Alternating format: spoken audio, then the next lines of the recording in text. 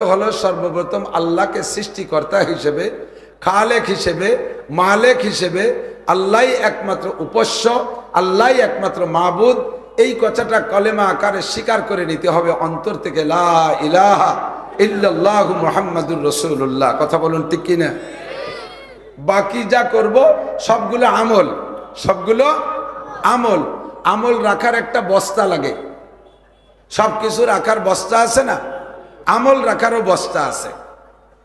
তো সব বস্তার ভিতরে মাল রাখতে হলে বস্তার নিচে একটা সেলাই দেয়া লাগে। সেলাই ছাড়া বস্তার ভিতরে ঢুকবেন, পরে বস্তার কান ধরে উঁচু করবেন, খালি বস্তা হাতে চলে আসবে, তাহলে যে মাল শেষ, ঠিক না?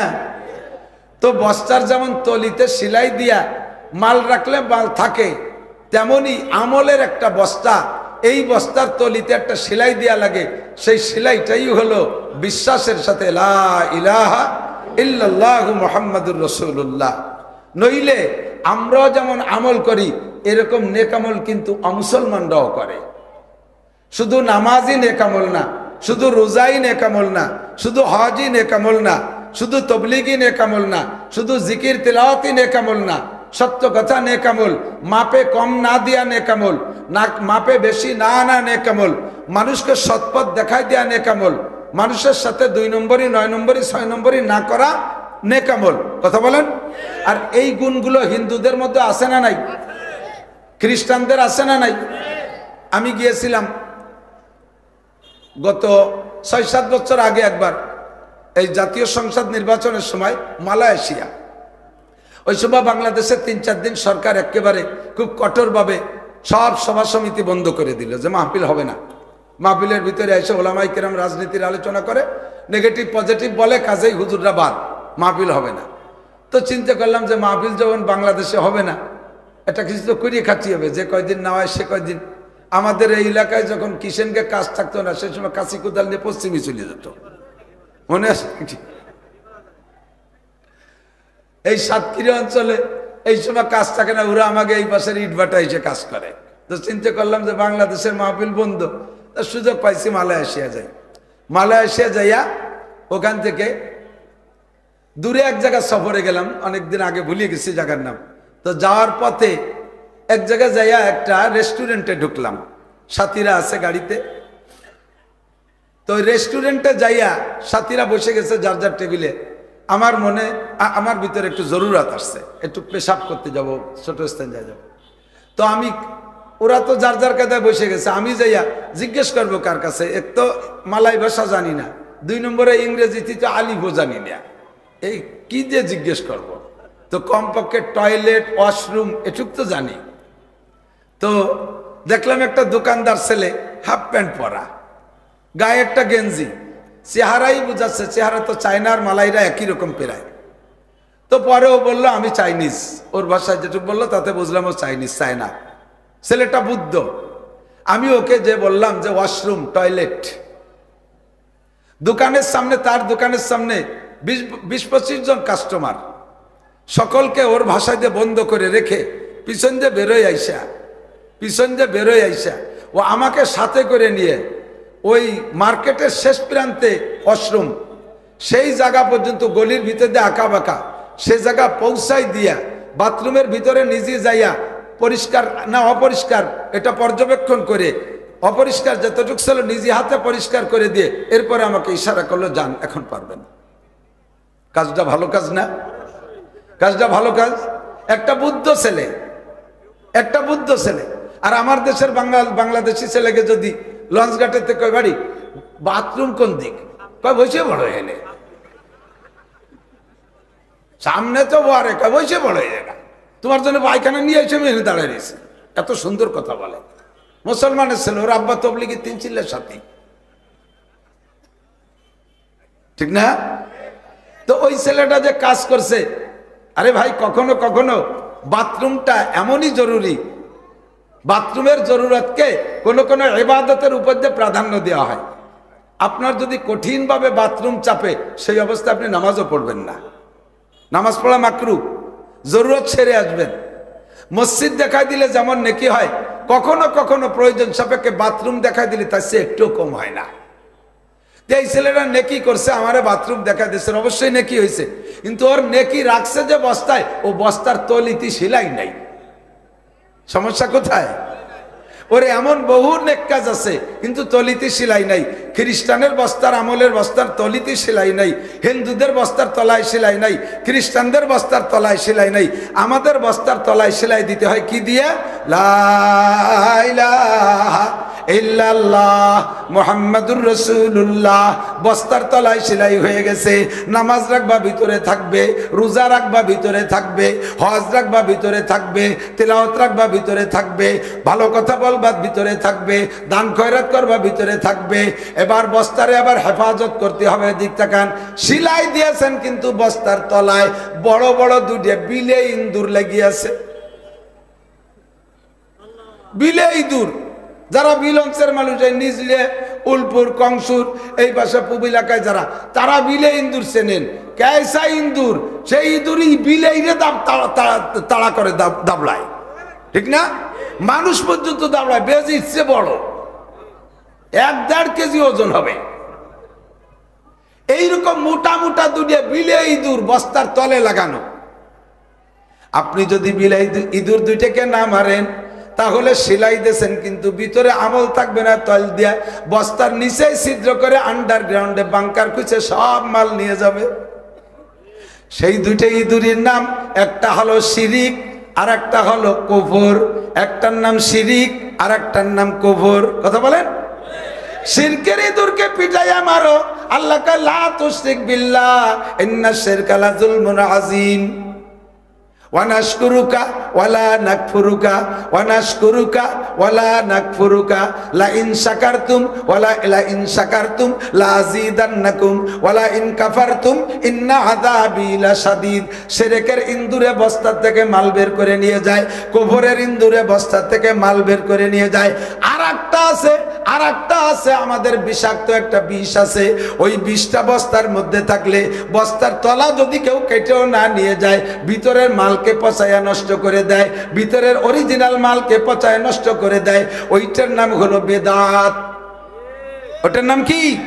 বেদাত। বলতে যে 3টে কথা বলে ফেললাম, তাহলে আমরা পড়বো লা ইলাহা ইল্লাল্লাহ মুহাম্মাদুর রাসূলুল্লাহ। এই কলেমা পড়ে ইমানের বস্তার তলায় সেলাই দিয়া, এরপরে যদি আমি আল্লাহ বলে ডাক মারি, একটু বলেন আল্লাহ, 4000 নেকি বস্তার মধ্যে দাঁড়াবে। এরপরে আল্লাহ পাকের 99টা নাম বলবেন, উচ্চারণ করবেন, নেকি পাইবেন। এর মানে হলো 99টা নামকে জবানে বইলে আপনি তার তর্জমা বুঝে সে অনুযায়ী আল্লাহকে আপনি স্বীকার করবেন। আপনি যেমন ইমানে, আমার যুবকরা আমার দিক, ইমানে মুজমাল পড়েছি, বলেন আমানতু বিল্লাহি কামা হুয়া। বিশ্বাস করি আল্লাহকে যেমন আল্লাহ তেমন। কতক্ষণ? আল্লাহর মাথা কত বড় আমার জানা দরকার নাই, আল্লাহর চোখ কত বড় আমার জানা দরকার নাই, আল্লাহর কতগুলো চোখ আমার জানা দরকার নাই, আল্লাহর হাত কি গণেশের মতো 10 কান না তার চেয়ে বেশি, এটা আমার গুনার দরকার নাই। আল্লাহ কোন দিক তাকায় রয়েছে ওটা আমার জানা দরকার নাই। কামা হুয়া, আল্লাহ যেমন তেমন। আল্লাহরে দেখি নাই, না দেখে আল্লাহর অস্তিত্বের উপরে বিশ্বাস করি। কামা হুয়া বি আসমাইহি, আল্লাহর যত নাম আছে সমস্ত নামের সাথে তারে স্বীকার করি। ওয়াসিফাতিহি, আল্লাহর যত গুণ আছে, আল্লাহর যত গুণ আছে সব গুণ আমি বিশ্বাস করি। করেন করেন করেন, আল্লাহর সব গুণে বিশ্বাস করি। ওয়াসিফাতিহি, এরপরে কি বলছি বলেন? অকাবিলতু, একটু বলতে হবে। জামিআ আহকামিহি ওয়া আরকানিহি, আমি স্বীকার করলাম, কবুল করলাম আল্লাহ পাকের সমস্ত বিধানগুলো, আদেশগুলো মানিয়া লইলাম, নিষেধগুলো আমি বিশ্বাস করে বর্জন করিলাম। এই কথার পর অঙ্গীকার করে ইমানে মুজমালের মধ্যে আমি কলেমা পড়েছি। কথা বলুন ঠিক কি ঠিক না? এবার আল্লাহ পাক রব্বুল আলামিনের এই সিফাতি নাম, গুণগত নাম অসংখ্য। কি বলেন? কথা মনে বুঝতেছেন না আমার ভাবে? ঠিক তাহলে একটু প্রশ্ন করলেন না যে আমরা তো জানি 99টা অসংখ্যা, কেন অসংখ্যা এজন্য বলেছি, প্রশ্ন করার সময় নাই, প্রশ্ন উত্তর আমি বলে দেই। আল্লাহ পাকের গুণ অসংখ্যা কেন? কারণ আমরা আল্লাহকে জানি আল্লাহ অসীম, আল্লাহ অসীম, আল্লাহ কোনো কিছুতে সীমাবদ্ধ না। আল্লাহর গুণ যদি বলি 99টা, তাহলে আল্লাহ মাত্র 99টা গুণের মধ্যে সীমাবদ্ধ হয়ে যায়। অথচ আল্লাহ কোনো কিছুতে সসীম না, আল্লাহ কোনো কিছুতে সীমাবদ্ধ না।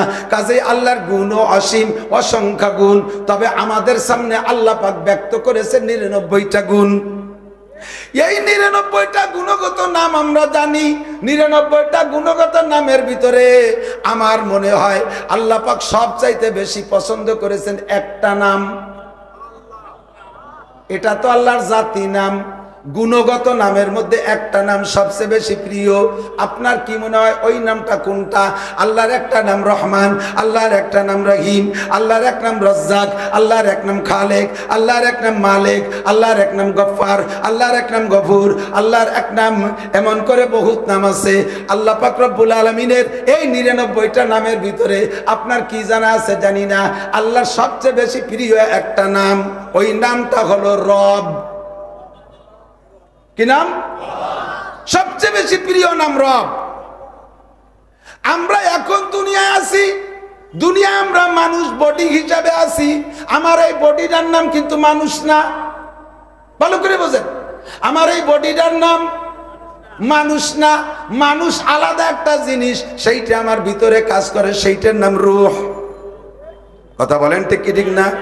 আপনার আব্বা অসুস্থ, ঢাকা পাঠাইছেন চিকিৎসায়, ঢাকা পিজি হাসপাতালে আব্বা ইন্তেকাল করেছে, বাড়ি খবর চলে আসছে, মাইকিং হয়েছে, সকাল 9টায় জানাজা হবে। আল্লাহু আকবার। এবার আপনার বাড়ি যারা আছে, আপনার আরো ভাইরা আছে, বাড়ি যারা আছে স্থানীয় সবাই যাইয়া বাড়ি আপনার যে ভাই আছে তারে কি জিজ্ঞেস করে, আপনার আব্বা কি ঢাকা থেকে আসছে? কি বলে? লাশ কি ঢাকা থেকে আসছে? কতক্ষণ ঠিক ঠিক না? লাশ ঢাকা থেকে আসছে। আরে লাশ ঢাকা থেকে আসছে, আসবে যে লাশ, সে লাশ তো তার বাপ, কিন্তু মরার পরে আর আব্বা কয় না। তোমার আব্বা কি ঢাকা থেকে আসছে? তোমার কাকা কি ঢাকা থেকে আসছে? তোমার দাদা কি ঢাকা থেকে আসছে? লাশ কি ঢাকা থেকে আসছে? জিজ্ঞাসা করে। এই কথা ঠিক ঠিক না? কি না থাকার কারণে বলেন তো? রুহুটা না থাকার কারণে। কি না থাকার কারণে? রুহুটা না থাকার কারণে। কাজে এই বডির নাম মানুষ না, অরিজিনাল মানুষ হলো রুহুটা। কিয়ামত পর্যন্ত যত রুহু দুনিয়ায় আসবে, আসবেই আসবে। আল্লাহর রাসূল বলেন, মা মিন নাসামাতিন কায়নাতিন ইল্লা ওয়াহিয়া কায়নাতুন। আল্লাহ পাক রূহের জগতে যত রুহু বানাইছে, সমস্ত রুহুকে আল্লাহ তাআলা দুনিয়ায় পাঠাবেন। যাকে আল্লাহ তাআলা দুনিয়ায় পাঠানোর সিদ্ধান্ত নিয়েছে তাকে পাঠাই ছাড়বে। তুমি যত প্রযুক্তি ব্যবহার করো না কেন, যত প্রযুক্তি ব্যবহার করো না কেন, কোন প্রযুক্তি দিয়ে ওই আগমনকারী রূহকে ঠেকাইতে পারবে না। আল্লাহ যারে পাঠাবে তারে পাঠাইয়েই ছাড়বে। বোঝেন নাই কি কইছি?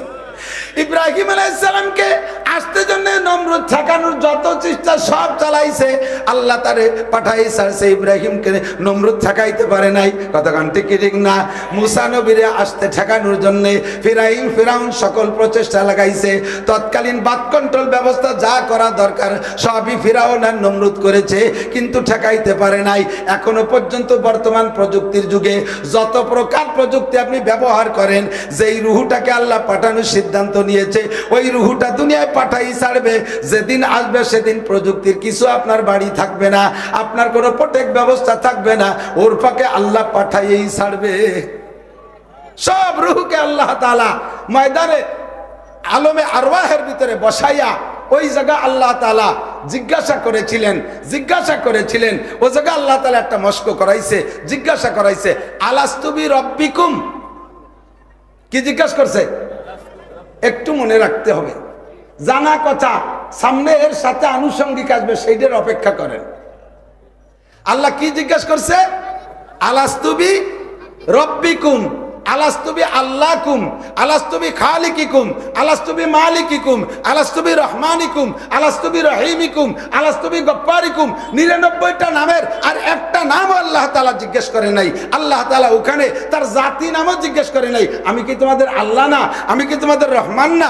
আমি কি তোমাদের রহিম না? এ কথা আল্লাহ জিজ্ঞেস করে নাই। জিজ্ঞেস করেছে কি, আমি কি তোমাদের রব নই? এর দ্বারা বোঝা যায় সর্বপ্রথম ওই দিন বসাইয়া এই নামটাই জিজ্ঞেস করেছেন, আমি কি তোমাদের রব নই? কারণ দুনিয়ায় যাইয়া রহমান, রহিম, গফ্ফার এ বহুত পাওয়া যাবে, কিন্তু রব একমাত্র আল্লাহ ছাড়া কেউ হতে পারে? রব আল্লাহ ছাড়া কেউ হতে পারে? এজন্য আল্লাহ পাকের রবটা পছন্দ হয়েছে। জিজ্ঞেস করছে, আমি কি তোমাদের রব নই? ওখানে রুহের কাছে জিজ্ঞেস করছে রব। আবার দুনিয়ায় এসে কিছুদিন থাকার পরে আমরা সবাই মারা যাব। কবরে যাওয়ার পরে সকলে তো কবরে যাবে না, কেউ আগুনি পুড়ে মারা যাচ্ছে, কেউ বোমায় শেষ হয়ে যাচ্ছে, কেউ পানিতে ডুবে মারা যাচ্ছে, কেউ রে বাঘে খেয়ে ফেলাচ্ছে, এমন করে কেউ বিভিন্ন জায়গায় পড়ে মরে যাচ্ছে, কবর নসিব হচ্ছে না। তাহলে জিজ্ঞাসা হবে কার কাছে? আলমে বরজাক একটা জগৎ আছে, ওই জগতে রুহের কাছে জিজ্ঞেস করা হবে। সে সময় বডি থাকবে না, সে সময় রুহের কাছে জিজ্ঞেস করা হবে। কবরে যাওয়ার পরে কি জিজ্ঞেস করা হবে? মার রব্বুকা। আর জানেন না কি জিজ্ঞেস করবে? মার রব্বুকা, তোমার রব কে? ও জায়গা রুহের কাছে জিজ্ঞেস করছে তোমার রব কে, আমি কি তোমাদের রব নই? আবার কবরে যাওয়ার পরে বডির থেকে রুহ যখন আলাদা হয়ে যাবে তখনও জিজ্ঞাসা করা হবে কি, তোমার রব কে? বোঝা যায় আল্লাহ পাক এই রব শব্দটাকে খুব পছন্দ করেছেন। ও জায়গা আমরা যখন বলেছিলাম কালু বালা, সকলে মনে আছে নাকি? মনে আছে? আল্লাহ আলাস্তুবি রব্বিকুম জিজ্ঞাসা করেছিল, মনে আছে? কার কার মনে আছে? কি বোঝে না, কি মনে আছে? আপনার ভাষা কিটা ছিল? কোন মনে আছে? বলতে ভাষা কিটা ছিল আপনার আব্বা? কে মনে নাই? ইয়াদ রাখার জন্য আমি অবিরাম এটা ওয়াজিব করে দিয়েছি। সূরা ফাতিহা। কোন সূরা? কয়টা মশলা বলবো? কয়টা মশলা বলবো? কষ্ট হচ্ছে আপনাদের? এদিক তাকান। সূরা ফাতিহা ছাড়া কোনো নামাজ হবে? জানাজার নামাজও কেলো কি দেখি এলো তা জানে। জানাজার নামাজ সূরা ফাতিহা ছাড়া হবে? পেছাই গেছে। জানাজার নামাজ নামাজ না, যে নামাজে রুকু নাই সিজদা নাই ওই নামাজ নামাজ না। যে নামাজে রুকু নাই সিজদা নাই ওই নামাজ। সালাতের মানে কয়েকটা, তার ভিতরে একটা হলো দোয়া। কাজেই জানাজা হলো সালাতুল জানাজা, মানে জানাজার মাইয়েতের উদ্দেশ্যে দোয়া। এর মধ্যে রুকু নাই সিজদা নাই, কাজেই এ জায়গা সূরা ফাতিহাও লাগবে না। সূরা ফাতিহা লাগবে, জানাজায় সূরা ফাতিহা নাই। এখন সূরা ফাতিহা নামাজের মধ্যে পড়েন ইমাম সাহেবরা এদিকে ইমাম সাহেবরা খেয়াল করি। বড় মসজিদের ইমাম সাহেবের ভাষা রেখে তো বলতে ভয় লাগে, তারপরও সব জায়গা আছে তো। আর ইমাম সাহেবরা জানে, ইমাম সাহেবরা শেখানোর জন্য বলছি না, জাস্ট মাত্র স্মরণ করা দেওয়ার জন্য বলছি। আর আমরা সকলে সূরা ফাতিহা এমনি পড়ি অথবা নামাজের মধ্যে পড়ি। পড়ার সিস্টেমটা কি জানেন? 7টা আয়াতকে সাত নিঃশেষে পড়বেন। এক নিঃশেষে গড়গড় করে পড়িয়ে ওলা দলিন করে ছেড়ে দেবেন না। কারণ সূরা, আমার মা বোনরা লক্ষ্য করবেন, সূরা ফাতিহার এক একটা করে আয়াত পড়েন আর আয়াতের পরে আল্লাহ তাআলা একটা জবাব দেয়। আপনি যখন পড়েন আলহামদুলিল্লাহি রাব্বিল আলামিন, আল্লাহ পাক বলে হামিদানি আব্দি, বড় খুশি হইয়া। আপনি যখন বলেন আলহামদুলিল্লাহি রাব্বিল আলামিন, আল্লাহ আমি প্রশংসা করি ওই আল্লাহর যে আল্লাহ রাব্বুল আলামিন, বলার সাথে সাথে আল্লাহ তাআলা জবাব দেয় হামিদানি আব্দি, চমৎকার, আমার বান্দা আমাকে উপযুক্ত প্রশংসা করেছে। বলেন না সুবহানাল্লাহ। এরপরে বলবেন আর রহমানির রহিম, বলার সাথে সাথে আল্লাহ বলবে আত্রা আলাইয়া আব্দি, উপযুক্ত প্রশংসা করেছে আমার বান্দা আমার জন্য। মালিক ইয়াউমিদ্দিন, বলার সাথে সাথে আল্লাহ বলে সাদাকা আব্দি, থ্যাংক ইউ, তুমি সত্য কথা বলেছো। বিচার দিনের মালিক কে? জোর হলো না কে? দুনিয়ার কোন রাজা বাদশা, বাংলাদেশ হাইকোর্টের বিচারপতি, সুপ্রিম কোর্টের প্রধান বিচারপতি, বিশ্ব কোন বিচারপতি, বিচার দিনের মালিক কে? বলার সাথে সাথে আল্লাহ কয় সাদাকা আব্দি, আমার বান্দা সত্য কথা বলেছে। তিনটে কথা বলার পরে আপনি বলবেন ইয়াকা না'বুদু ওয়া ইয়াকা নাস্তাঈন, তোমারই ইবাদত করি, তোমারই কাছে সাহায্য চাই। সাহায্য কার কাছে ভাই? কার কাছে? সাহায্যের কোনো নাম বলি নাই। আমার কি কি লাগবে আমি জানি না, আমার যা লাগবে আমার জানে কে? আমার আল্লাহ। এদিক তাকান, একটা মেশিন কিনে নিয়ে আসছেন, একটা মেশিন কিনে নিয়ে আসছেন, মেশিনের ছোট্ট একটা পার্টস লুজ হয়ে গেছে, একটা নাট লুজ হয়ে গেছে, অথবা একটা চিকন পার্টস ক্ষয় গেছে, দেখবেন যে মেশিনের মূল শব্দ নাই, গ্যার গ্যার গ্যার গ্যার শব্দ হচ্ছে, অথবা বন্ধ হয়ে গেছে। এখন মেশিনের কোন পার্টসটার দুর্বলতার কারণে মেশিনের এই সমস্যা হচ্ছে, এটা কি মেশিনে বোঝে? এটা কে বোঝে? মিস্ত্রি বোঝে, আর মেশিন বানানোওয়ালা বোঝে, ঠিক কি ঠিক না? আমি একটা মেশিন, আমার কি দরকার, আমার এখন এই অসুবিধা, ওই অসুবিধা, এই সব অসুবিধা আমি জানি না। এক বাক্যে আল্লাহকে বলে দিছি ওয়া ইয়াকা নাস্তাঈন, আমার যা যা দরকার সব তোমারই কাছে চাই। এই আয়াতের ভিতরে দুইটি অংশ, একটা হলো ইয়াকা না'বুদু, আল্লাহ তোমারই ইবাদত করি। ইবাদত কার? কতক্ষণ কার? লা তুশরিক বিল্লাহ ওয়ালা ইউশরিক বিইবাদাতি রাব্বি আহাদা, ইবাদতের মধ্যে কাউকে শরীক করব না। ইবাদত হবে কার জন্য? আল্লাহরই জন্য ইবাদত করি। এই কথা বলার পরে আল্লাহ কয় হাযা বাইনি ওয়া বাইনা আব্দি, এই আয়াতটা দুই ভাগ হয়ে গেছে, অর্ধেক আমার আর অর্ধেক আমার বান্দার। আমারটুকু আমি পেয়েছি, ওয়ালি আব্দি মা সাআলা, আমার বান্দা যেটা চাইছে ওরে তা দিয়ে দিলাম। বুঝেন? কথা মনে রাখতে হবে। এরপরে এই পর্যন্ত বলার পরে এরপরে আল্লাহকে বলবেন আল্লাহ এ তো সাধারণভাবে চাইলাম, আমার কোনটা কি লাগবে আমি জানি না, এটা তুমি বুঝে বুঝে দিবা, তবে আমার একটা দাবি আছে আল্লাহ, খাস একটা কথা বলবো। আল্লাহ আপনার কাছে আমি জিজ্ঞেস করছি না, আল্লাহরে করতেছি আর কি। আল্লাহরে বলবো আল্লাহ আমার খাস একটা দাবি বলবো। আল্লাহকে বলো তাড়াতাড়ি, এখনই তো বলার সময়। নামাজ হলো বান্দার আল্লাহর মাঝে গল্প করার জায়গা, এটা চাওয়া পাওয়ার জায়গা। তুমি বলো তোমার কি লাগবে। আমি বলে দিছি ইহদিনাস সিরাতাল মুস্তাকিম। আল্লাহ এই বাংলাদেশে বসে দেখি রাস্তার অভাব নাই, রাস্তার অভাব নাই।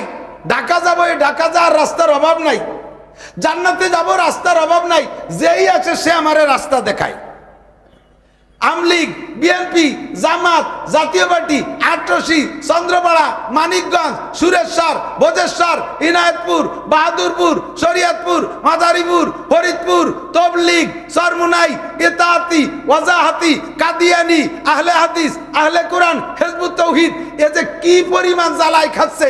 আল্লাহ এর ভিতরে সঠিক রাস্তা কোনটা তুমি দেখায় দাও। যে মৌলবী স্টেজে আসে মনে করি যে তারটাই ঠিক।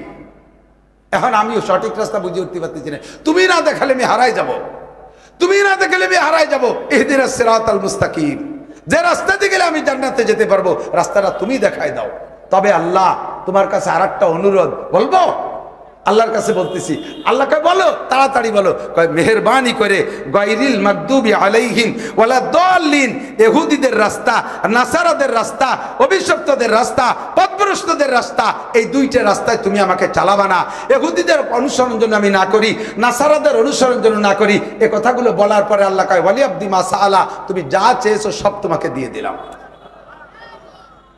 এবার এই জায়গায় একটু কথা শুনে নেন। আপনি দোয়া করছেন আল্লাহর কাছে, আল্লাহ ইহুদ নাসারাদের রাস্তায় যেন আমি না চলি। আল্লাহ আপনার দোয়াটা কবুল করলেন, অথচ আপনি হেঁটে দেখেন, আপনি দেখেন আপনি ইহুদিদের রাস্তায় চলতেছেন। ইহুদি দাড়ি কাটে, আপনিও দাড়ি কাটেন। ইহুদি প্যান্ট পরে, আপনিও প্যান্ট পরেন। ইহুদি মোজ বড় রাখে, আপনিও মোজ বড় রাখেন। মুসলমানরা মন্দিরে যায়, আপনিও মন্দিরে যান। হিন্দুরা দুর্গা পূজায় যায়, আপনিও দুর্গা পূজায় যান। দোয়া করছেন আল্লাহ ওদের রাস্তায় চালাইও না, আল্লাহ দোয়া কবুল করে নিলেন, অথচ আপনি ইচ্ছাকৃতভাবে সেই সমস্ত রাস্তায় চলতেছেন। কাজেই আপনি বুঝে নেন এই যে দোয়াটা করছেন আল্লাহর কাছে, এটা আপনি অন্তর থেকে করেন নাই, এটা আপনি মুখে ভাষা ভাষা দোয়া করছেন। দোয়াটা অন্তর থেকে। আল্লাহ যেন আমাকে সঠিক পথে চালায়, বলে না আমিন। এই যে আল্লাহ ফাঁকে ফাঁকে প্রত্যেক আয়াতের ফাঁকে জবাব দিলেন, এই জবাবটা দেওয়ার জন্য আল্লাহকে সুযোগ সময় দিতে হবে না? নামাজের ভিতরে গড়গড় করে আলহামদুলিল্লাহ রাব্বিল আলামিন রহমানির রহিম মালিকি ইয়াউমিদ্দিন ইয়াকা না'বুদু ওয়া ইয়াকা নাস্তাঈন, হঠাৎ দাল্লিন। আল্লাহ কয় আমি যা কব তা কব কোন সময়? তোর যা চালি তা তো দেব, তা দিয়ে আর ভাগ তো দিলি না। কাজেই তোর কপাল নিয়ে তুই মর। প্রত্যেকটা আয়াতের ফাঁকে আল্লাহকে ওই কথা জবাব দেওয়ার সুযোগ।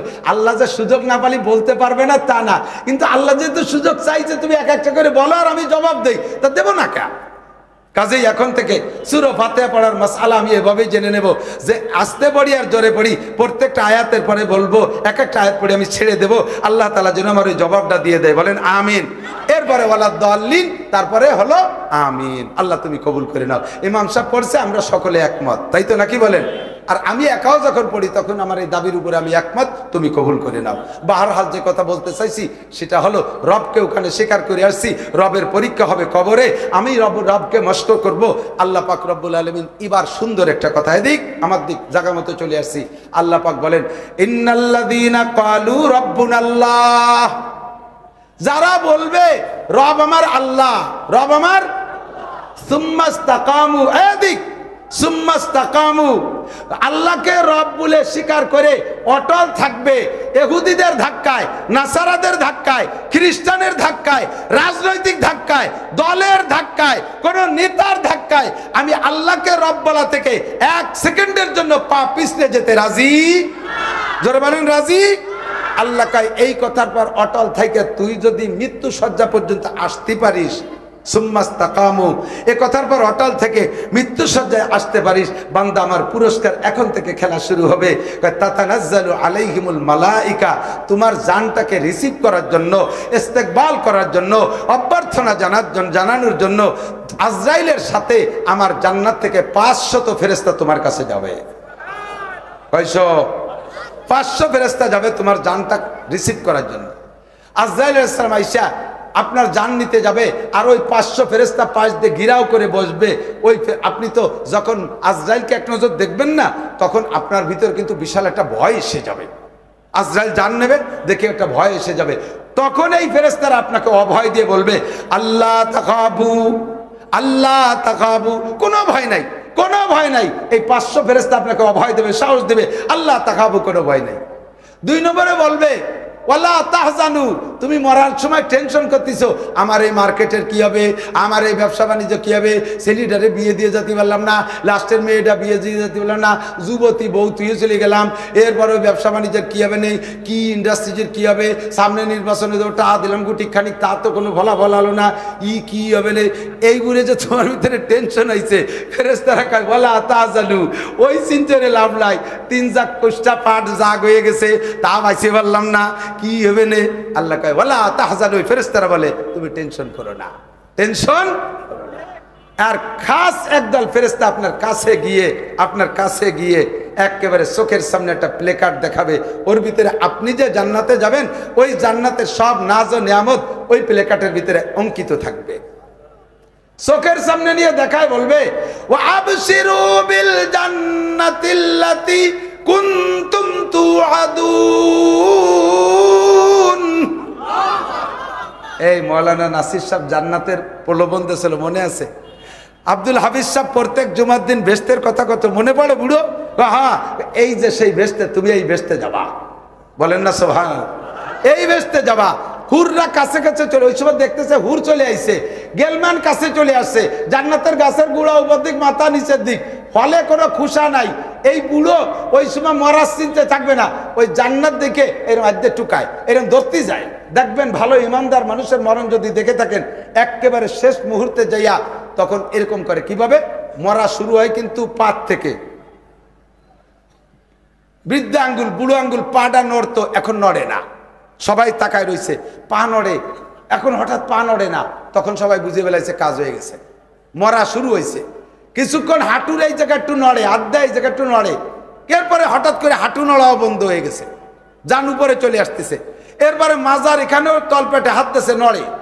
কিছুক্ষণ পরে এ জায়গাও নড়াচড়া বন্ধ হয়ে গেছে, শুধু ওই পরানটা কাঁপে, ও পাশে মরে গেছে। হঠাৎ করে পরানও বন্ধ হয়ে গেছে, এই হলকুমের এই জায়গা একটু তিত্তির করে কাঁপতেছে। এই সময় লোকটারে দেখবেন এরকম করে, এরকম করে, এরকম করে। এরকম করার কি মানে জানেন? ওই জান্নাত দেখতেছে হাতের মাথায়, উনি ধরতে যায়, হুর ধরবে, গেলমান ধরবে, ফল ধরবে, আমরা মনে করি অন্য কিছু, উনি জান্নাত দেখে ফেলাইছে। এরকম করে হঠাৎ করে এই জান্নাতের ধান্দার মধ্যে রয়েছে, এটা ধরে উড়া ধরে, এর ফাঁক দিয়ে কোন ফাঁকে আজরাইল জান বের করে নিয়ে গেছে, বুড়ো তা টেরও পাই নাই। অনায়াসে জানটা বেরোয়, এভাবে মুখের কাছে হাত আনছে, জানটা বেরোয় আসছে। জান যখন বেরোয় আসছে, এবার মাথার কাছে একটা সবুজ কাপড়, ওর ভিতরে আজরাইল ইসলাম হাতটা ঝাড়া দেবে, হাতটা পাতলা হয়ে যাবে। এবার ওই 500 ফেরেশতা এই জানটা নিয়ে যাবে। তো ওই সময় জানকে রূহকে বলে, তোমার কোনো ভয় নাই, তোমার কোনো টেনশন নাই, তুমি সব ফেলে একা চলে যাচ্ছ?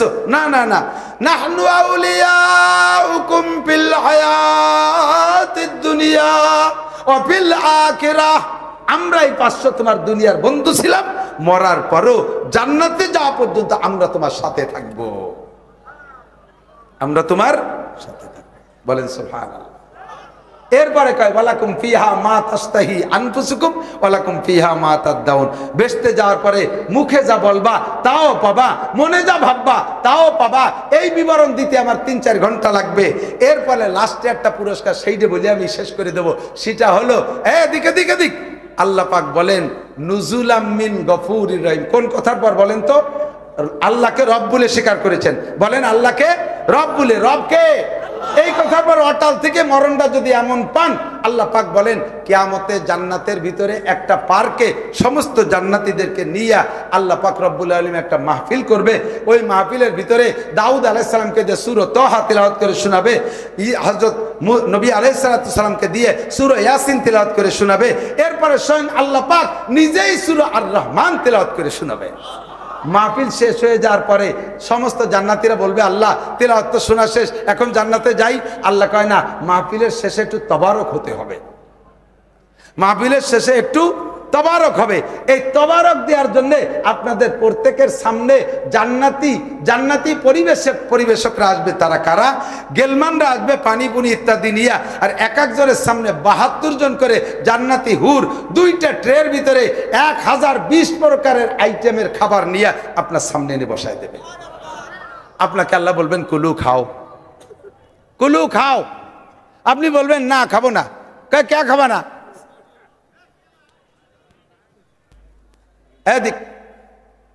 আপনি বলবেন না খাবো না।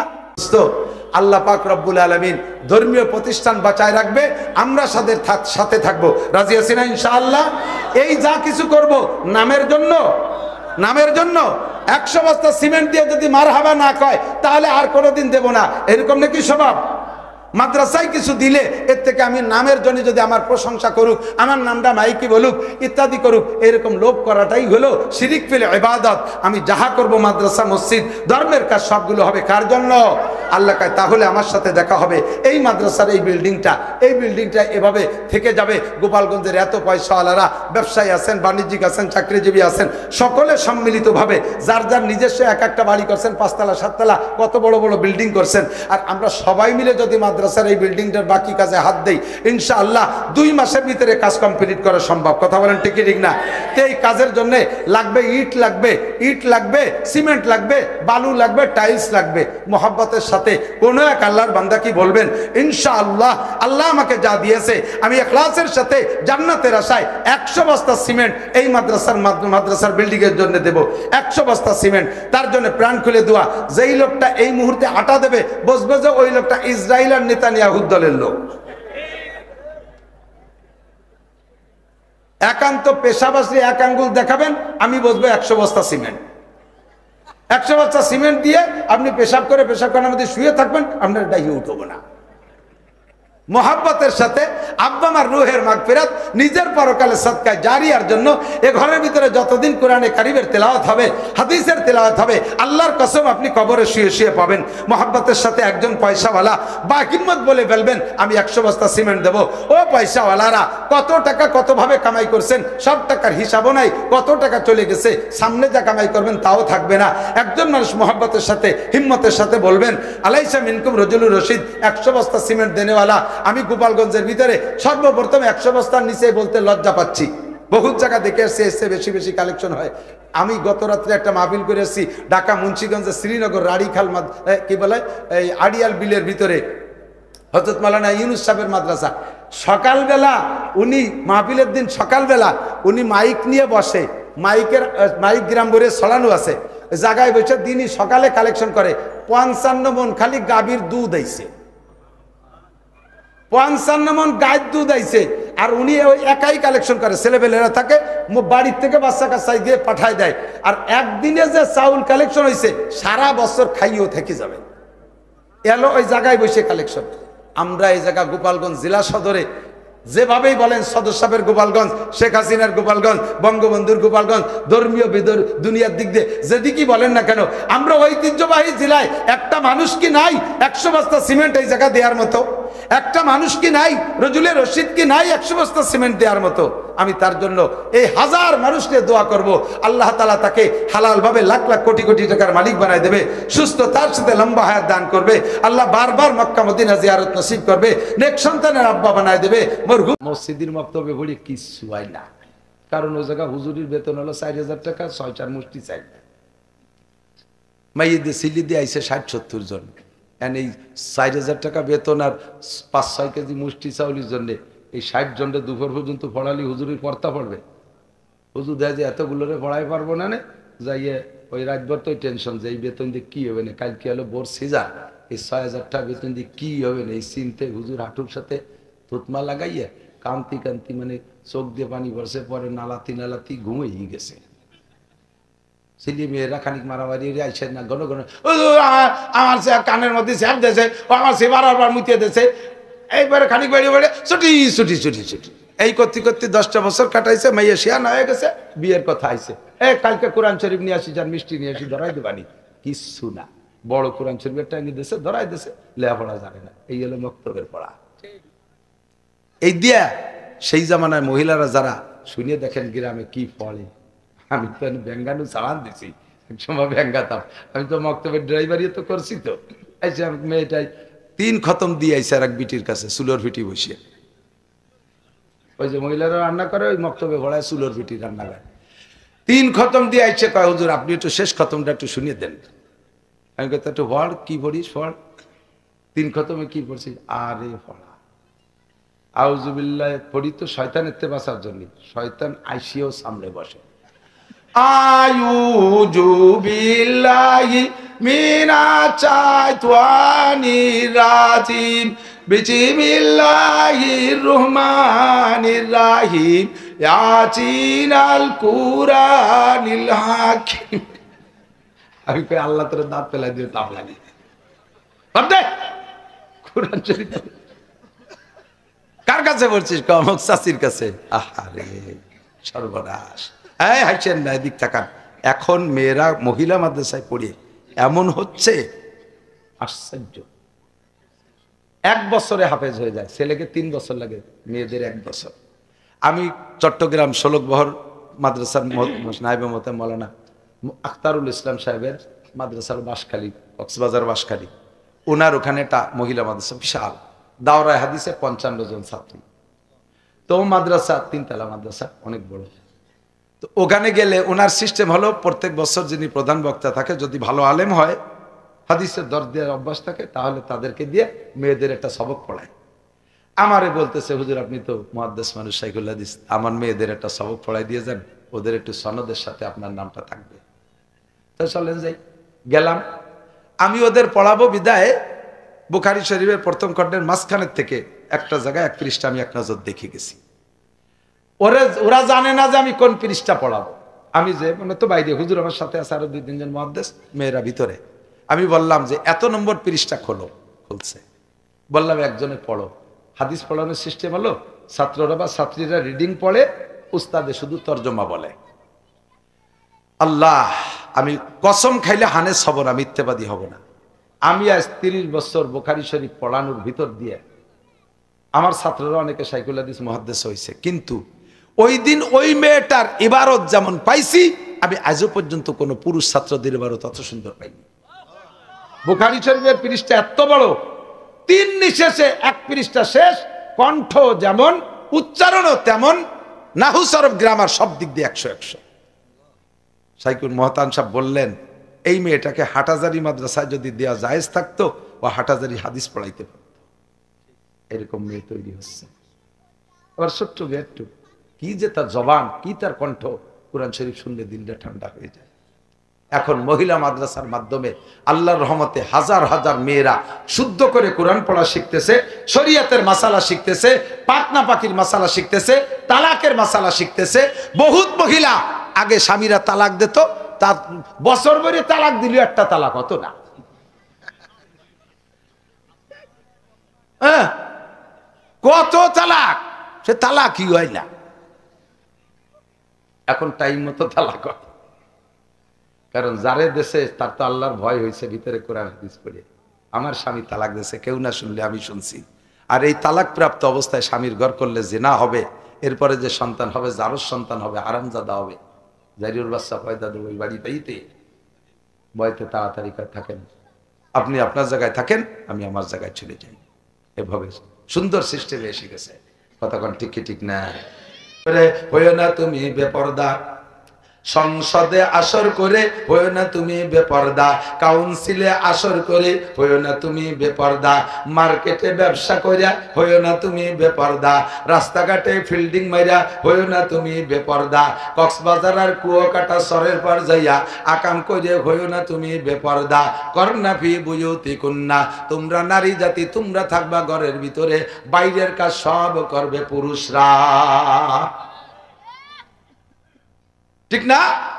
পুরুষে বাইরের কাজ, মহিলারা ভিতরের কাজ।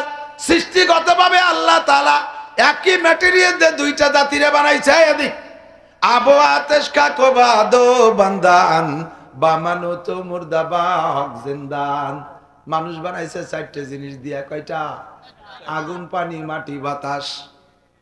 নারীরেও বানাইছে এই চারটে দিয়া, পুরুষও বানাইছে চারটে দিয়া। একই মায়ের পেটে জন্ম নেয়, এই চার ম্যাটেরিয়াল দিয়ে তৈরি হইয়া বের হওয়ার পরে ভবিষ্যতের পরে বাচ্চা দুইটা যমজ বাচ্চা জন্ম নেছে। এদিক একটা ছেলে একটা মেয়ে, আছে না এরকম? আছে না? যমজ বাচ্চা জন্ম নেছে, ছেলেটা পরে হইছে, মেয়েটা আগে হইছে। যেটা আগে হইছে সে একটু বলিষ্ঠ বেশি হইছে, ছেলেটা পরে হইছে একটু কেজা কেজা ভাব। ধীরে ধীরে যখন বড় হয়, নির্দিষ্ট অঙ্গ ছাড়া দুইজনের চেহারার ভিতরে বেশি একটা পার্থক্য বোঝা যায় না শিশুকালে। আর বেশিরভাগ দেখা যায় যমজ যারা জন্ম নেয় ওদের চেহারা দুইজনের প্রায় সেম হয়। ভাইটা বুন্ডার মুখের কাটিং, হাত পা অঙ্গ প্রত্যঙ্গ সব একই রকম, শুধু নির্দিষ্ট স্থানে বেশ কম ছাড়া আর কোনো পরিবর্তন নাই। ধীরে ধীরে যখন বড় হয়, খুদার কুদরতি সিস্টেমে দুইজনের ভিতরে পার্থক্য শুরু হয়ে যায়। বাচ্চাগুলো যখন 3-4 বছর বয়স হয়, দেখবেন ছেলেদের রুচি একদিক, মেয়েদের রুচি আর একদিক। 4 বছরে পুলাম বাপরে বাপরে কয়, আব্বা আমারে সাইকেল কিনে দাও, আমারে ক্রিকেটের বইটে কিনে দাও, আমারে খুঁটো কিনে দাও, আমারে টেনিস বল কিনে দাও, আমারে র্যাকেট কিনে দাও, আমারে নেট কিনে দাও। ওর মন চলে যায় ডাইন দিকে স্টার্টিং পুরুষের খেলনার দিকে। আর মাইয়েটা তার মারে কয়, মা আমারে আশা খুঁটি কিনে দাও, আমারে মেয়েলি খেলনা কিনে দাও, পাটাভূতো কিনে দাও, আমারে পুতুল কিনে দাও। ওর মন চলে যায় এই দিক।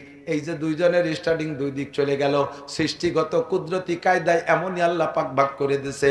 ধীরে ধীরে যখন বড় হয়, দুইজনের সাবালেগার বড়ত্বের প্রমাণ অন্যভাবে হয়। ছেলেদের মোজ গজায়, দাড়ি গজায়, মেয়েরা যত বয়স হোক মোজ আর দাড়ি গজায় না। তাদের শারীরিক গঠন অন্য জায়গা পরিবর্তন, অন্য জায়গা বেশকম হতে থাকে আল্লাহর কুদরতি কায়দায়। আপনি বাজারে যাবেন, যাইয়া কসমেটিক্স দোকানে বলবেন, বাবা একটা ফেয়ার অ্যান্ড লাভলি দাও। যুবক কসমেটিক্সের দোকানদার বুড়ো রে কয়, কাকা জেন্টস না লেডিস? আপনি কইছেন একটা ফেয়ার অ্যান্ড লাভলি দাও, ও সিমলা কয় কি যে কাকা জেন্টস না লেডিস? বুড়ো তো ইংরেজি বোঝে না, বাবা জেন আর ইনসান অবুঝিনে আমার রহিমা মাখাবে। উনি করছে মনে করছে যে জেন না ইনসান, তাই কইছে জেন্টস না লেডিস, পুরুষ না মহিলা। কেন কইল? কয় আল্লাহ পাক কেমন ভাবে নারী আর পুরুষকে ভাগ করে সৃষ্টি করেছেন। নারীদের ত্বক একরকম, পুরুষের ত্বক আর একরকম। ফেয়ার অ্যান্ড লাভলি তৈরি হয়েছে, নারীদেরটা পুরুষরা ব্যবহার করলে ডিসকালার হয়ে যায়, আবার পুরুষেরটা নারীরা ব্যবহার করলে চেহারা খারাপ হয়ে যায়, ডিসকালার হয়ে যায়। এই একই আগুন, পানি, মাটি, বাতাস দিয়ে বানানোর পরে আল্লাহ তাআলা ত্বকের ভিতরে পার্থক্য করে দিয়েছে। পুরুষের বডিটা শক্ত, বক্সিং পাকাইলে টাইট হয়ে যায়, আর মহিলারা ঘুষি বানাতেও দিশে পায় না, এইরকম এটা উবোধ করে কিল দেয়। আর পুরুষের ঘুষি এক এক ঘুষির গায়ে দেড় মণ ওজন, ঠিক না? পুরুষ টাইট আর শক্ত, আল্লাহ পাক পার্থক্য করে দিয়েছে। হ্যাঁ, আমি এ গল্প এমনি এমনি বলছি না, ভালো করে বুঝবেন। সৃষ্টিগতভাবে আল্লাহ ভাগ করে দেওয়ার কারণে শরিয়াত আল্লাহ ভাগ করে দিয়েছে। কতক্ষণ শরিয়াত পুরুষরা ইমামতি করবে, পুরুষরা ইমামতি করবে কেডা? পুরুষরা না। এই আমাকে এক মুফতি সাহেব ইউটিউব আছে, নাম খবর না যা, সেই হুজুরে যে অ্যারেস্ট করলো আল্লাহ হুজুর, এই নারী নেতৃত্বের বিপক্ষে তুমুল বয়ান করছে। বয়ানের পরে মানে নারী নেতৃত্ব জায়েজ নেই এই বলে বয়ান করছে। বয়ানের পরে চলে গেছে যার যার কায়দায় সবাই। 2-3 দিন পরে এক মহিলা ব্যারাকের অফিসার, ব্যারাক অফিসার এক মহিলা, ওই অফিসার সিনিয়র, উনি হুজুরে ফোন দেখা, হুজুর আপনার অমুক জায়গার অমুক রাত্রে বয়ান আমি সব শুনছি, এত ভালো লাগছে, মনে চাইতেছে এই চাকরি বাকরি আর করবো না, ছেড়ে দেবো। আপনি একটু একদিন আসবেন আমার বাসায়, বেড়াবেন, একটু দুপুরে লাঞ্চের দাওয়াত নেন। যখন এভাবে কইছে ভুলই ভালাইয়া হুজুর মোটামুটি রাজি হয়ে গেছে। এখন তো হুজুর মনে করছে আমি দাওয়াত খাইতে যাচ্ছি, অফিসেই দাওয়াত দিচ্ছে, ব্যারাক অফিসেই, সে জায়গা কোনো অন্য কোনো টেনশন না। দাওয়াত পাইছে, মনে করছে যে বড় অফিসার, চাকরি বাকরি বারে যাই, যেভাবে তারা কামাই রয়ে বেড়াইব, একটু সম্পর্ক হলে মাদ্রাসার জন্য 2 বছর সাইড লাগতো, অন্তির বাণী এই মিলে গেছে। যাইয়া খাবার টেবিলে যখন বসছে, দেখে যে টেবিলে আরো বড় বড় 4 জন পরিচয় করা দিচ্ছে। এই মহিলা, ইনি ডিসি স্যার, ইনি এসপি স্যার, ইনি টিয়নো, ইনি ওসি, এই আমাদের এই জেলার বড় 4 জনকে দাওয়াত দিচ্ছে, আপনার সাথে একসাথে খাবেন। তো হুজুর খানার আগে টেবিল বেড়ে খানা সাজাই দিয়ে, খানার আগে আমার 2-1টা প্রশ্ন করবো হুজুর, কাকি নাকি খাইয়ে দিয়ে পরে কব। এখন প্রশ্ন যখন হুজুর চিনতে পড়ে গেছে, এই প্রশ্ন মাথায় থাকলে তো খাইয়ে জুত পাবো না, হারি আর জিতি, ঠগি আর জিতি, আগে প্রশ্ন পর্ব হয়ে যাক, এই ক্লিয়ার হইয়ে ব্রেন ঠান্ডা হয়ে একবারে খাই। তবে আগেই হোক, আপনি কি বলবেন বলেন। তো বলতেছে যে হুজুর আপনারা পুরুষরা লেখাপড়া জানেন, আলেম হন, শিক্ষিত হন, আপনাদের যোগ্যতা আছে, সেম লেখাপড়াতে আমরা মেয়েরাও করি। আপনি হাফেজ, একটা মেয়ে তো হাফেজ আছে, আপনি আলেম, একটা মেয়ে ভালো আলেম আছে, আপনি ভালো কোরআন শরীফ পড়তে পারেন, ওয়াজ করতে পারেন, মেয়েরাও কিন্তু কম পারে না। দেখুন আপনারা পুরুষরা মসজিদের ইমামতি পারবেন, আর এই মাইয়েরা পারবে না, আল্লাহ কি এই জায়গায় বেইনসাফি করে নাই? আপনারা পুরুষরা ইমামতি এর বেতন খাবেন, তা বিটিরা লেহাপড়া শিয়ের কি ঘোড়ার ঘাস কেটে খাবে? তে হুজুর মহিলারা কেন ইমামতি করতে পারবে না? এখন ইমাম সাহেব যখন মহিলায় প্রশ্ন করছে, ওই 4 অফিসার তো বিটিকে দলে, ওনরাও টাইট, হ্যাঁ হুজুর খাবার আগে এই প্রশ্নের উত্তর দিতে নালি খাওয়া হবে না, ওনরা খুব মহিলার দলে চলে। হুজুর খানিক চিন্তা হইলে কয় কি, যা কইলে আমার কাছে নকল, কয় যে খানিক চিন্তা হইলে শেষে কি কব, এত বড় বড় অফিসার মধ্যে তা কইতেছে যে আপা আল্লাহ যে কি জন্য আপনাকে ইমামতি দেই নেই, ইমাম বানাই নেই, অত আমি জানি না, চলেন আল্লাহর সাথে যেদিন দেওয়া হয় সেদিন শুনিয়ে নেবানি। বাকি আমার যেটুকু বুঝে আসে সেটা হলো, পিরাই মসজিদি, বড় বড় মসজিদ বাদে পিরাই আঞ্চলিক মসজিদে 1-1 ইমাম। কয়জন ইমাম? কয়জন? 1 জন। তো ইমাম সাহেব যদি না থাকে, অনেক সময় ওই মসজিদে নামাজও হয় না। এই জন্যে ইমাম সাহেব যত বিপদ আপদ হোক না কেন, মসজিদ মিস করে না, যা করুক আর না করুক টাইম মতো মসজিদে চলে আসে, ঠিক না? এখন ইমাম সাহেব পুরুষ মানুষের নিয়মিত এই ডিউটি পালন করতে পারতেছে। আপনারা মহিলাকে মাসে মাসে 3 দিন 5 দিন 7 দিন 10 দিন যেটা ঝামেলা আছে, সেই ঝামেলার সময় আপনারা আসলেন না মসজিদে, ওই কয়দিন মুসল্লিরা কুয়াইন দিয়ে মুকুচুরি ঘুরে বেড়াবে।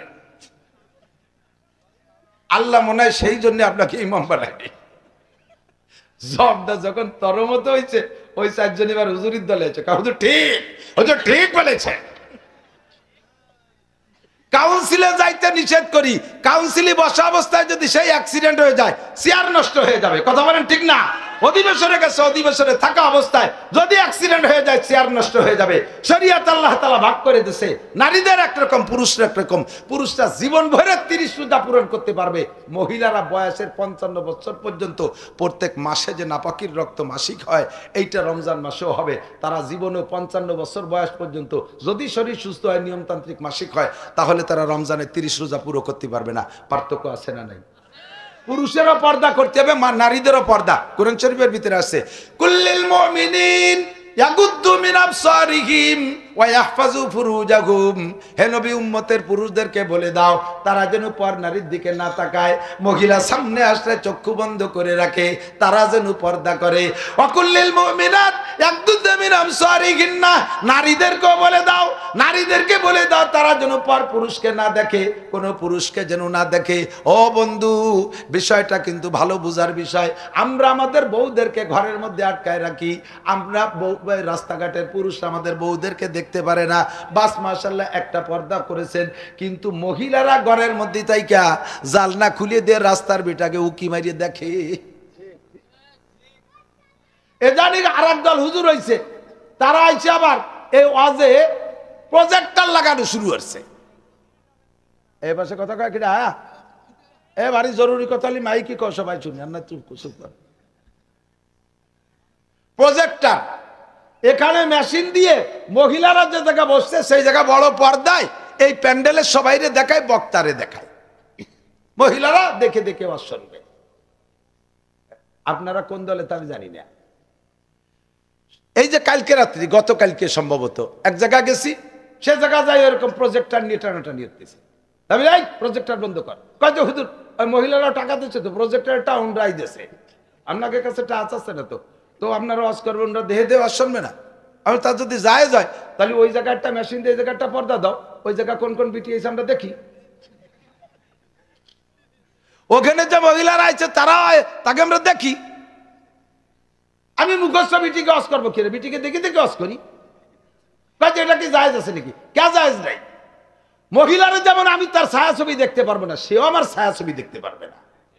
কতক্ষণ? আর এই প্রজেক্টর মৌলবী, নতুন ইসলাম নিয়ে আইছে প্রজেক্টর মৌলবী, তারা কি সুন্দর কি ডাটেছে। আর সেদিন একজনে বলতেছে হুজুর আমি এই প্রজেক্টরের বিপক্ষে আগে ছিলাম না, ওই দিনের থেকে হয়েছি, আমার বউও গেছে ওয়াজ শুনতে, বিটিকের মধ্যে বইছে, আমি তো বইছি সামনে। তো ওয়াজের থেকে বাড়ি যাওয়ার পরে স্ত্রী আমার জিজ্ঞেস করতেছে, বলো তো অমুক বক্তার দাঁতগুলো কেমন? তুই কি আবাজাবা কও? বক্তা মাঝে মাঝে দাঁত একটু বেরোইছে, আবার তা টোটে আটকে গেছে, আর ছিলাম হলো 20-22 হাত ধরি, তার দাঁত কোনটা সাজানো না গুছানো আমি দেখছি নাকি? কয় যে তোমরা তো বক্তার মূল বডি দেখছো, দাঁত সাইজ মতো দেখছো, আমরা দেখছি যে পর্দায় বক্তা সে বিশাল, তার একটা দাঁত খেজুর গাছের মতন দেয়া গেছে, আইগুনু ভাইচুনু আগা গোড়া সব আমরা দেখছি। এই জন্যই সামনের থেকে কোন হুজুর প্রজেক্টরে ওয়াজ করতে আসলে আমি নিজে প্রতিবাদ করব, এটা জায়েজ নাই, এটা জায়েজ নাই। নারীদের পর্দা পুরুষকে দেখবে না, পুরুষের পর্দা নারীকে দেখবে না। কথা বলেন ঠিক ঠিক না? এখন এই পর্দা করতে দুই দলের পর্দার মধ্যে পার্থক্য আছে না নাই? নারীরা পর্দা করবে বোরকা ভরিয়ে, তা পুরুষও কি বোরকা ভরিয়ে পর্দা করবে? নারীরা বেহি বেড়ার ভিতরে ঘরের সাইড দেওয়ালের মধ্যে আটকানো থাকবে, পুরুষও কি আটকানো থাকবে? যার যার পর্দা ভিন্ন কায়দায় শরীয়ত আল্লাহ ভাগ করে দিয়েছে। কাজেই নামাজের ব্যাপারও আল্লাহ তাআলা পার্থক্য করে দিয়েছে, পুরুষের নামাজ একরকম, নারীদের নামাজ আলাদা রকম। বলেন, পুরুষের নামাজ একরকম, নারীদের নামাজ আলাদা রকম। পুরুষে ছানা বানবে, এই পুরুষে কানে উলো দেবে, এরকম হাত উঁচু করে কানের লতিতে বুড়ি আঙ্গুল মেশবে।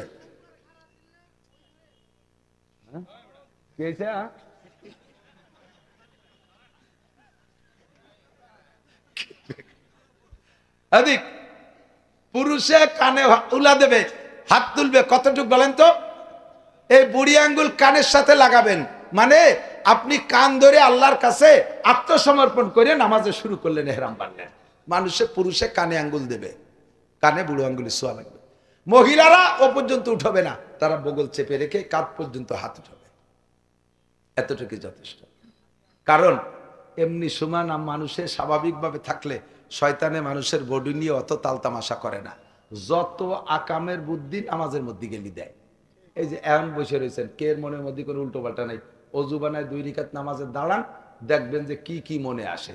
ভালো কিশোর যত পচা কুইয়ে ভাও কথা, আকাম কুকাম কি আর বলো, বলি সত্যি পারতেছি না, যত আজে বাজে সেইগুলো আপনি হাজারো চেষ্টা করবেন যে আমি ভালো একজন হুজুরির কথা খেয়ালরি, কাবাগরের কথা খেয়ালরি, আল্লাহর কথা খেয়ালরি, এই কথা মনে 1 সেকেন্ডের ভিতরে স্টার্টিং ঘুরিয়ে চলে যাবে। অমুক মহিলা কেমন, সমক মহিলা কেমন, কার সাথে কি হয়েছিলি, এই সব সামনের পর চলে আসবে। কথা বলেন?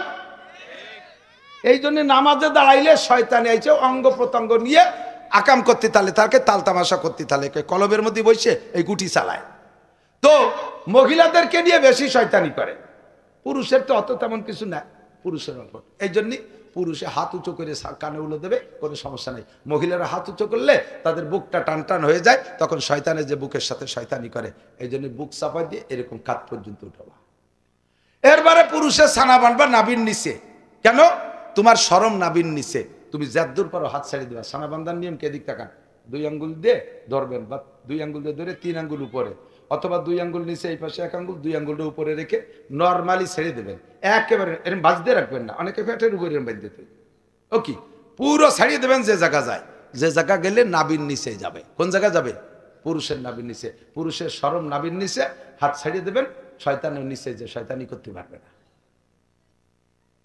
মোটা মানুষ যারা বুড়িয়ালা কয় তাকে তো নাবির নিচে যাবে না, তাকে তো পেট বড় না, তাকেও নাবির নিচে, কারণ পেট বড় হলে তো পেটের সাথে নাবি উপরে উঠে চলে আসে। হাত ছাড়িয়ে দিলে জায়গা মতোই চলে যাবে।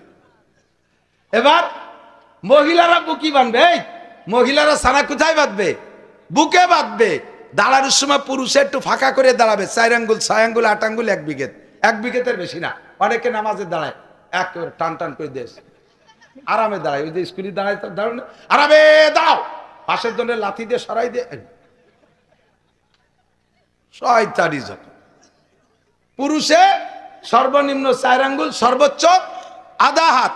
আর মহিলারা পা দুটো মিশিয়ে দাঁড়াবে, শরম গাকে চাপা দিয়ে, যাতে শয়তানি করতে না পারে। তার রান মিশাইয়া নিচের সাইডটা হেফাজত করলো, তার বুকের উপরে শয়তানি করার সুযোগ। এই জন্য মহিলা ছানা বানবে বুকে। আমাদের আহলে হাদিস ভাইরা সে বিটারা বুই বানবে, এই বিটারা বুই বানবে কি ঠাবে?